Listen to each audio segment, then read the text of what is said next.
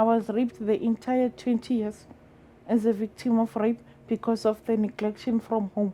So there was this other guy uvele wafika kimi when I heard afterwards kuthiwe bekumntana we-owner yecrash wangithatha from ku-mistress e-dining room la besihleli khona sidlala njengabantwana wangisa ekamereni wayenza ngathi ungitshintsha i-pampers then along the way wayenza le nto zakhe eziphume endleleni. At the age of 3. Yes, walalana nami at the age of 3 years. Bengiwavula amakheyisi manye police station amaphoyisa bewangibiza nge-064 angangithathi serious because from ekhaya bengingathathiwa serious. The human trafficking case ithathe indawo ngo-2013 bekuyi-competition yamanga ye-Alban 15 gentlemen barape abantwana abancane 10 young girls every single day bebastraka nokustraka mara bebangastraki directly ukuthi bayanihlaba ama-injection or bebanenzani bebafake ekudleni ngoba masiceda ukudla besifila somehow besizibona nathi ukuthi akusiyithi siba hyper sihlangahlangana sibancane.